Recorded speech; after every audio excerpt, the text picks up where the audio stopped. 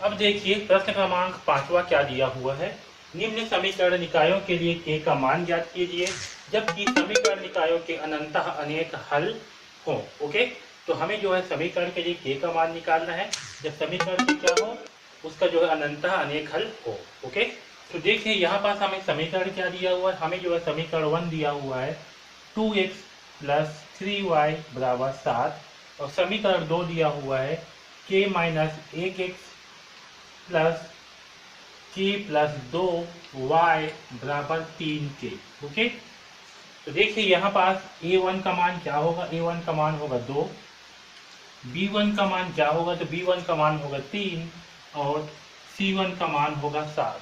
ठीक है, इसी प्रकार से a2 का मान समीकरण 2 से क्या होगा, k माइनस 1, लिखेंगे k माइनस 1, b2 का मान होगा समीकरण 2 से k प्लस 2 और c2 का मान होगा समीकरण 2 से 3k।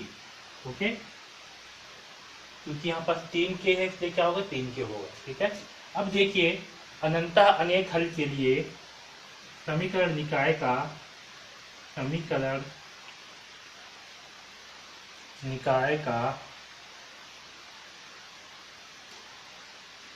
अनेक हल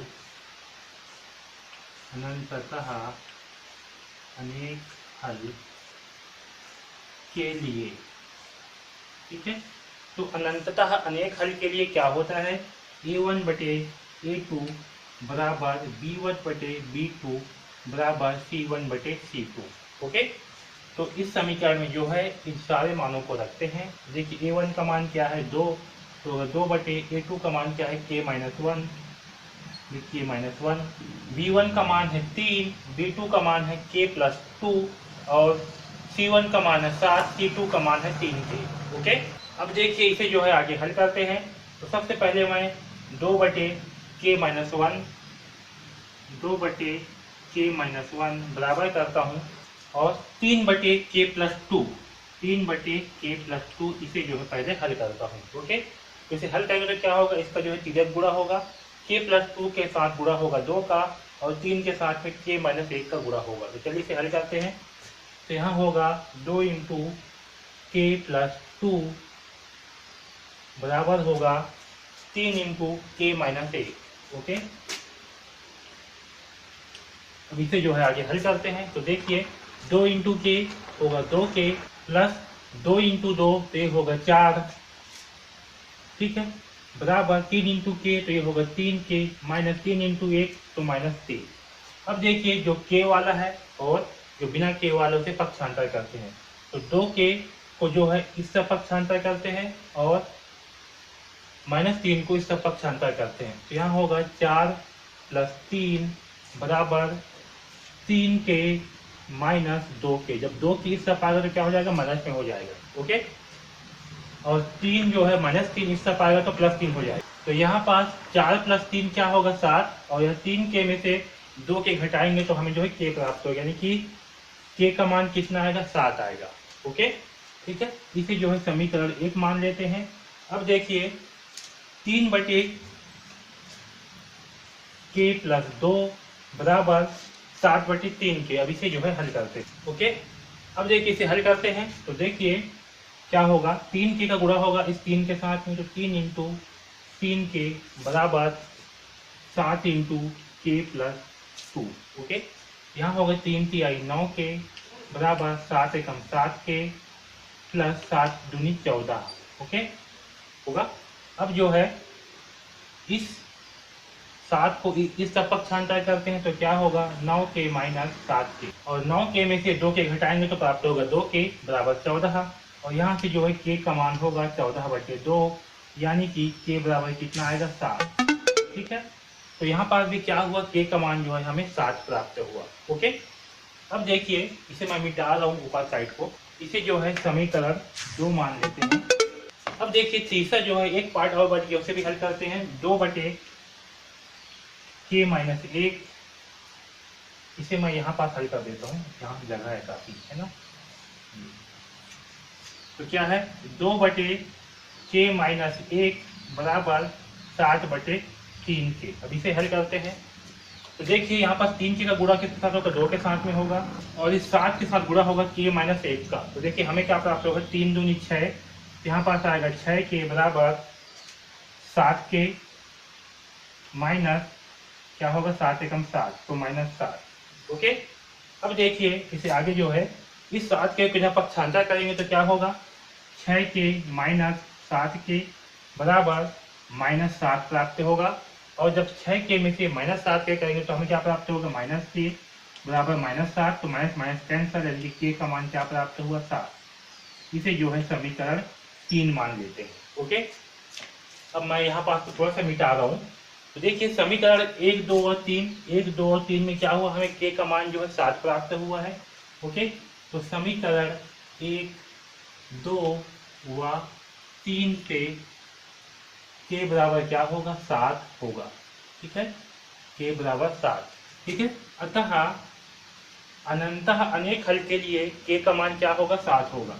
देखिए समीकरण 1 में, 2 में और 3 में हमें क्या हुआ है, k का मान 7 प्राप्त हुआ है, अतः k का मान 7 होगा अनंतः अनेक हल के लिए। ओके, तो इस प्रकार से जो है हम पांचवा का पहला प्रश्न को हल करेंगे।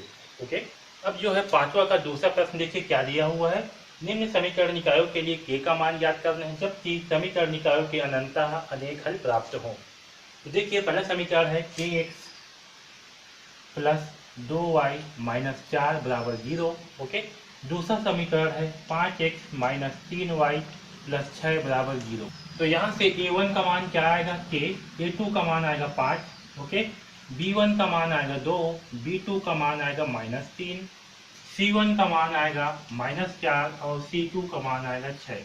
अब देखिए यहाँ पास हमें क्या है, अनंततः अनेक हल है, तो समीकरण निकाय का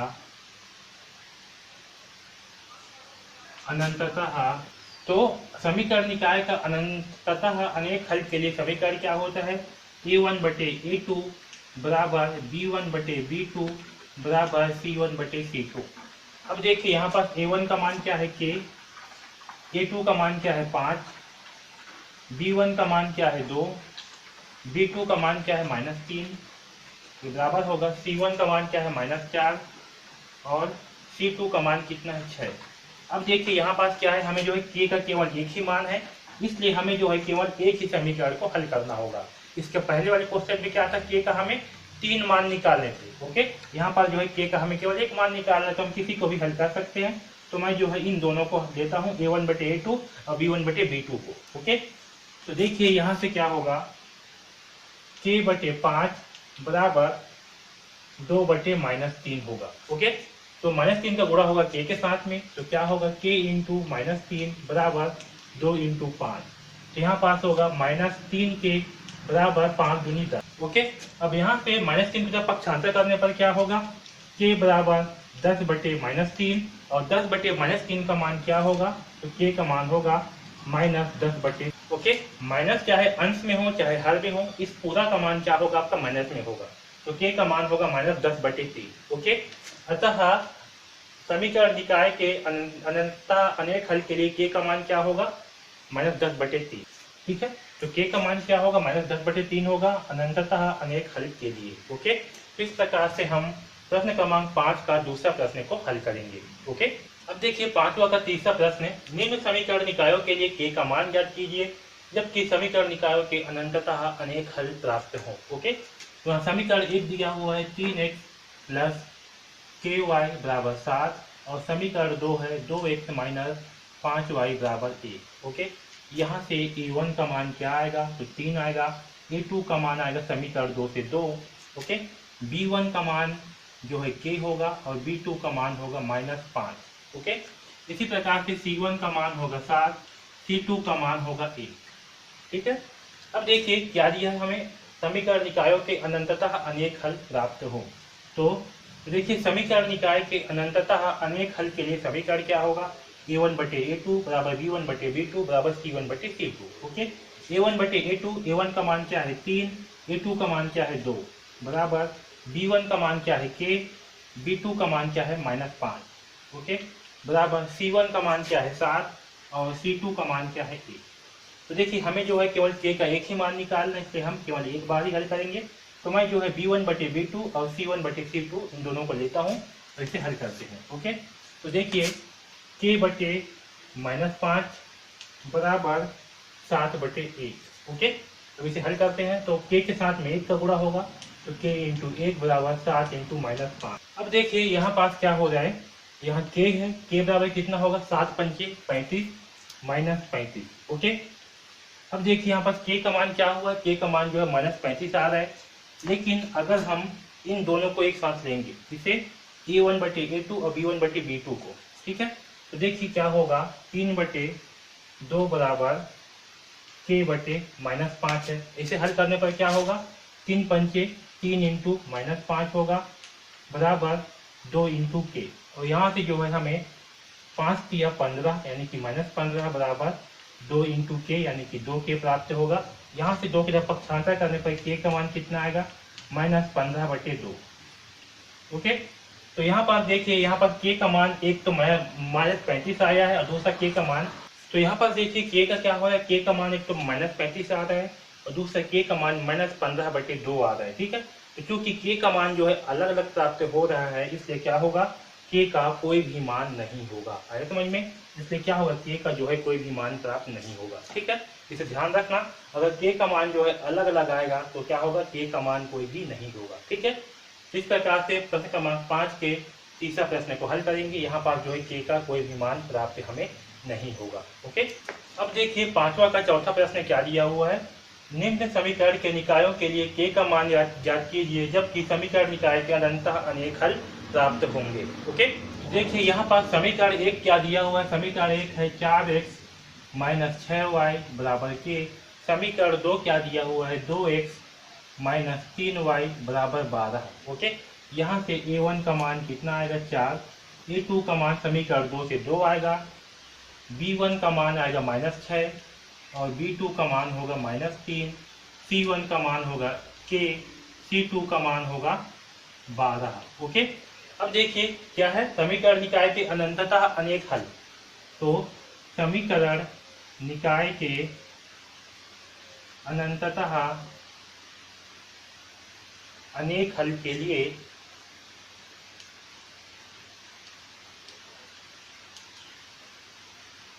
क्या होगा, उसके लिए होता है A1/A2 बराबर B1/B2 बराबर C1/C2। ओके, अब देखिए A1 क्या है, तो 4 है, A2 क्या है, 2 है, B1 क्या है, -6 है, B2 क्या है, -3 है, C1 है k और C2 है 12। ओके, चलिए इसे जो है हल करते हैं। तो देखिए पहले यहाँ पास माइनस से माइनस क्या हो जाएगा, दोनों कैंसिल हो जाएंगे। अगर मैं इसे जो है सिंप्लीफाई कर लेता हूँ सबसे पहले, तो क्या होगा, 2 एकम 2, 2 दूनी 4, यानी कि यहाँ पास आएगा 2/1 बराबर, यहाँ सिंप्लीफाई करने पर 3 एकम 3, 3 दूनी 6, तो यहाँ भी आएगा 2/1 बराबर k/12। ओके, तो देखिए क्योंकि यहाँ पास दोनों मान क्या है, आपस में बराबर है, समान है, तो हम किसी एक को भी लेकर के इसे हल कर सकते हैं। चलिए यहाँ पास लेते हैं 2/1 बराबर k/12। ओके, क्योंकि दोनों जो है समान है, 2/1 यहाँ भी 2/1, इसलिए हम किसी एक को भी ले सकते हैं। ओके, अब देखिए 12 का गुणा क्या होगा, 2 के साथ होगा, तो 12 × 2 बराबर k × 1। तो k का मान क्या प्राप्त होगा, k का मान जो है 12 दूनी 24 प्राप्त होगा। ठीक है, तो k का मान कितना आएगा, 24 आएगा, यानी कि, तो देखिए k का मान क्या होगा, k का मान जो है 24 आएगा। ठीक है, तो इस प्रकार से जो है हम प्रश्न क्रमांक 5 के चौथा प्रश्न को हल करेंगे। इसमें क्या होगा, k का मान जो है 24 आएगा, क्योंकि यहाँ पास दोनों मान समान है, इसलिए हम किसी एक से जो है k का मान निकालेंगे। ओके, तो प्रश्न क्रमांक 5 को जो है हम इस प्रकार से हल करेंगे। ओके, तो इस वीडियो में बस इतना ही। DKP एकेडमी से जुड़ने के लिए धन्यवाद।